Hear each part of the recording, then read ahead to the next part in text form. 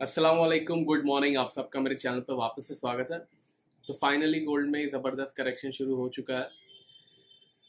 Inflation numbers, जिस चीज़ का डर था वही हुआ, वापस से इन्फ्लेशन बढ़ने लगी है। और फेडरल रिजर्व ऑलरेडी क्लियर कर चुका है, जब तक 2% का टारगेट उनका नहीं आएगा तब तक वो लोग कोई भी इंटरेस्ट रेट कम करने या फिर एलिवेटेड से भी, मतलब they are not in favour to reduce interest rate और इवन स्टॉक के इंटरेस्ट रेट बढ़ाना बंद कर दें। लास्ट वीक भी वही एक रीजन मिल गया फेडरल रिजर्व को। इनफैक्ट दो रीजन मिल गया फेडरल रिजर्व को। एक तो जीडीपी नंबर्स में कोई कमी नहीं आई है, दूसरा जो पीसी इंडेक्स ही वो इन्फ्लेशन वाले नंबर्स हैं जिसको फेडरल रिजर्व फॉलो करता है। तीन इन्फ्लेशन नंबर्स आते हैं, इस बात की मैं आपको जानकारी दे दूं। एक आता है सीपीआई, कंज्यूमर प्राइस इंडेक्स, एक आता है पीपीआई, प्रोड्यूसर प्राइस इंडेक्स, और एक ये आता है कोर पीसी इंडेक्स। तीनों में से फेडरल रिजर्व जो फॉलो करता है पीसी इंडेक्स फॉलो करता है। ये बात फेडरल रिजर्व के चेयरमैन ने काफ़ी बार क्लियर भी की है। इसके अंदर फूड के और एनर्जी के प्राइसेस नहीं होते हैं, तो एक थोड़ा सा एक उनके लिए ज़्यादा स्टेबलाइज इंडिकेटर रहता है कि जो एनर्जी के प्राइसेस हैं वो ज़्यादा ऊपर नीचे कभी हो जाए तो पीसी इंडेक्स पे इतना ज़्यादा असर नहीं पड़ता है। फूड के प्राइसेस से भी इतना ज़्यादा असर नहीं पड़ता है। तो अभी पीसी इंडेक्स में आप ये समझ सकते हो कि एनर्जी के प्राइसेस भी नहीं है, फूड के प्राइसेस भी नहीं है, तो भी इतना ज़बरदस्त 0.6% का एक स्पाइक आया जो कि अनएक्सपेक्टेड था। अनएक्सपेक्टेड तो क्या था, अगर आप मेरी लाइव स्ट्रीम पे थे कल तो मैंने आपको बता दिया था कि आई एम एक्सपेक्टिंग के इन्फ्लेशन बढ़ के ही आए, बिकॉज जिस तरीके से बाकी डेटा आए थे उस तरीके से मुझे लगा ही था। इनफैक्ट मैंने आपको स्ट्रीमिंग पे बताया भी था, आई एम एक्सपेक्टिंग 1820 के नीचे का क्लोजिंग।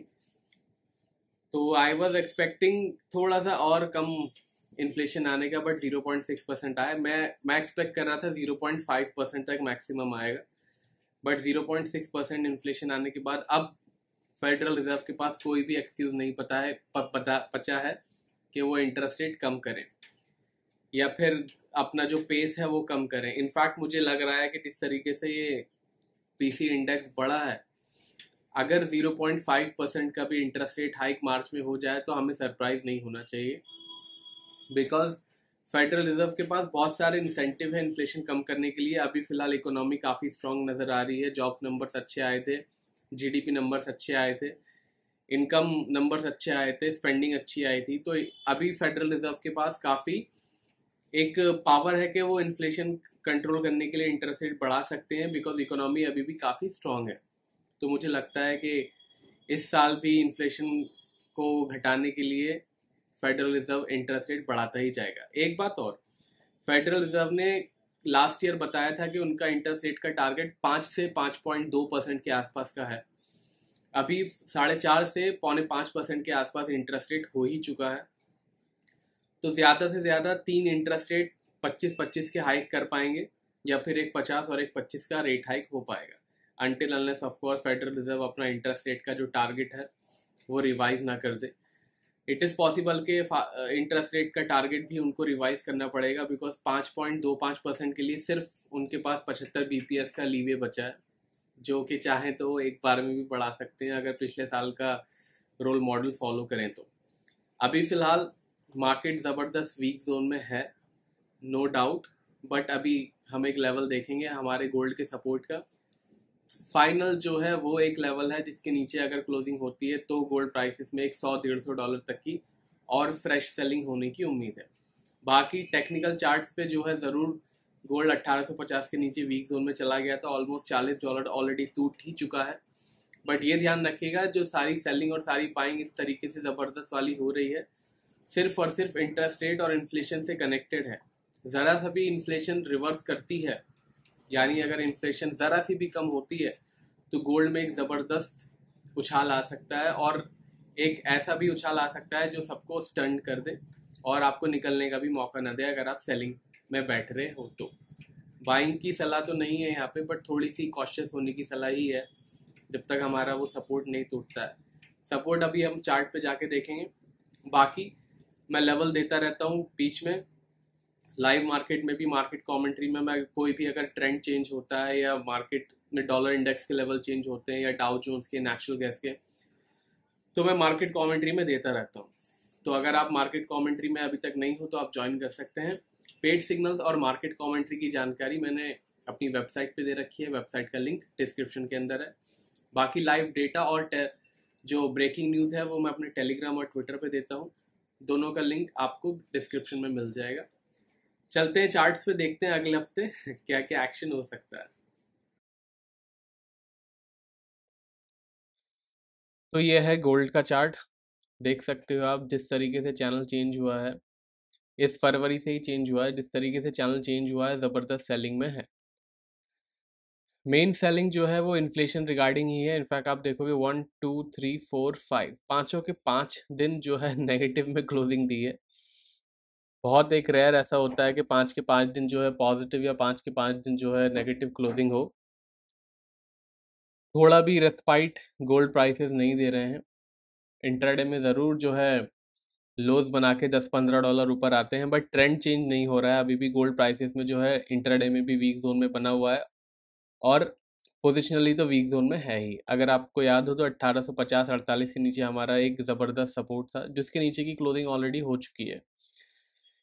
अब मार्केट जो है ज़बरदस्त एक मेन जो सपोर्ट है उसका वेट कर रही है। मैंने अभी आपको जो बताया, अभी चलते हैं उस सपोर्ट पे। पहले अगले हफ्ते कौन कौन से मेजर डेटा हैं उसको देख लेते हैं।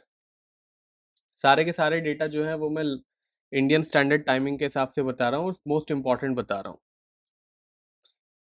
मंडे ड्यूरेबल गुड्स है, कोर ड्यूरेबल गुड्स है, पेंडिंग होम सेल्स का डेटा है। उसके बाद ट्यूसडे आ जाते हैं, बैंक ऑफ जापान के गवर्नर की स्पीच है। कंज्यूमर कॉन्फिडेंस है यूएस का ट्यूसडे।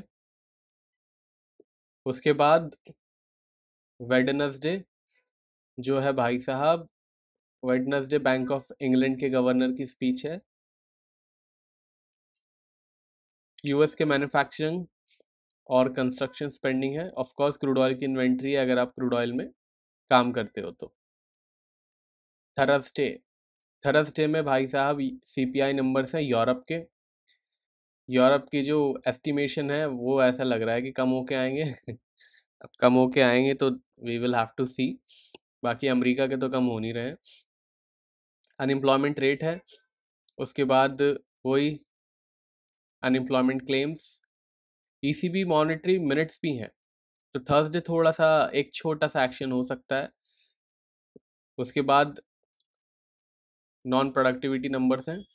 फ्राइडे में आते हैं, फ्राइडे में सर्विसेज नंबर्स हैं और 2 एफओएमसी मेंबर की, वो एक ही मेंबर की स्पीच है। तो ध्यान रखिएगा, पहले जो है जब इंटरेस्ट रेट बढ़ नहीं रहे थे या फिर इन्फ्लेशन कम थी तो एफओएमसी मेंबर की स्पीच के कोई मायने नहीं होते थे, बट अब काफ़ी मायने होते हैं। बिकॉज कोई भी मेंबर अगर बोल देता है कि इंटरेस्ट रेट कम होनी चाहिए या बढ़ने चाहिए तो मार्केट बहुत ही शार्पली रिएक्ट करता है। पहले ऐसा नहीं था। इनफैक्ट पहले जब इंटरेस्ट रेट स्टेबल थे या इन्फ्लेशन स्टेबल थी, अभी ऐसा नहीं है कि 50 साल पहले की बात है, 1-2 साल पहले की बात है, पैंडमिक से पहले की। इवन फेडरल रिजर्व के चेयरमैन की स्पीच में बहुत ऐसा रेयरली होता था कि कुछ इम्पैक्ट मार्केट पे आए, बट अब मेंबर्स की स्पीच पे भी मार्केट ऊपर नीचे बहुत ज़्यादा होने लगा है। एंड जब तक चलेगा ये, जब तक इन्फ्लेशन कंट्रोल में नहीं आती, कम से कम अभी 4% के आसपास इन्फ्लेशन जब तक नहीं आती या फिर इंटरेस्ट रेट स्टेबल नहीं हो जाते तब तक। तो अभी गोल्ड का वो सपोर्ट देखने का टाइम आ गया, चलिए देख लेते हैं। 1788 का सपोर्ट है, 1788 का। इसके नीचे अगर क्लोजिंग होती है तो फिर गोल्ड के लिए एक ज़बरदस्त सेलिंग की शुरुआत हो सकती है $1700 तक की। 1890 हमारा रेजिस्टेंस है, 1890 इसके ऊपर की क्लोजिंग का मतलब है 1950 की तरफ वापस से जाना। वैसे वीकली एमसीएक्स के लेवल्स मैंने मार्केट कमेंट्री के टेलीग्राम चैनल पे दिए हैं, ध्यान रखिएगा। अगर आप इंडिया से हो तो आपको मार्केट कमेंट्री का टेलीग्राम चैनल ज्वाइन करना है ताकि आपको एमसीएक्स के लेवल्स भी मिल पाए। अब आते हैं सिल्वर पे। सिल्वर में अगर आपको याद हो तो 2170 का हमारा एक मेजर सपोर्ट था। 2170 के नीचे की क्लोजिंग के बाद जो ज़बरदस्त सेलिंग आई है पूरे $1 की, एविडेंट है। Almost lowest point of the week पे क्लोजिंग हुई है। इवन दो गोल्ड में भी वही हुआ है, बट सिल्वर में ज़्यादा ब्रूटल सेलिंग आई है। अगर आप ये देखो $22 से लेके 2070 के नीचे की क्लोजिंग है और गोल्ड में 18.40 से लेके 18.9 यानी गोल्ड में $30 की सेलिंग आई पूरे हफ्ते में, और इसमें तकरीबन $1.5 की आसपास की सेलिंग आई।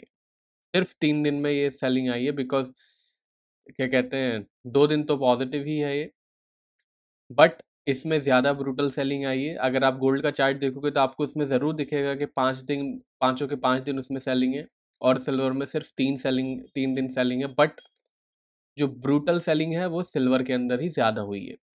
फ्राइडे में भी 2.5% बंद हुआ है ये नीचे। अभी वीक जोन में ही है, 2170 के नीचे की क्लोजिंग का मतलब था वीक जोन में ही आ जाना। अब रेजिस्टेंस सपोर्ट इसका क्या है, आइए देखते हैं।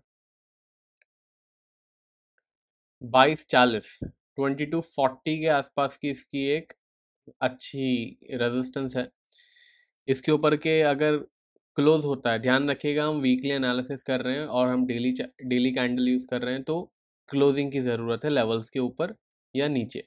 तो 2240 के ऊपर की क्लोजिंग होती है तो उसका मतलब यह है वापस से 2450 और $26 की तरफ सिल्वर प्राइसेस मूव कर सकता है। सपोर्ट है $19.70 के आसपास। 1970 के नीचे अगर क्लोजिंग हो गई तो फिर हम तैयार हो जाएंगे $18 और $17 के लिए। फिलहाल गोल्ड सिल्वर दोनों के दोनों वीक जोन में है। MCX के लेवल्स मार्केट कमेंट्री के टेलीग्राम चैनल पे हैं। इसकी मैंने ट्रेंड लाइन ड्रॉ की थी बट दिख नहीं रही है। एनीवेज बिना कैंडल लाइन के ही काम कर लेते हैं, बिकॉज मोर और लेस सेम ही लेवल्स हैं इसके जो पिछले हफ्ते थे। 8250 अभी भी जो है इसका बना हुआ है।